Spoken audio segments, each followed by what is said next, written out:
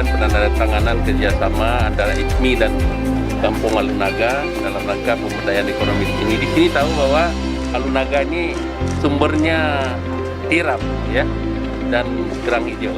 Jadi untuk meningkatkan harga daripada tiram, daripada mengambil di waduk ini terus menjual, harganya tentu murah. Jadi di sini punya tempat balai dari PUPR.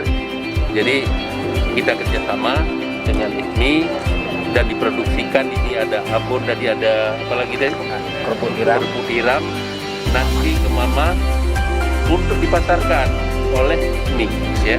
Jadi ini sangat menjanjikan dan kita harapkan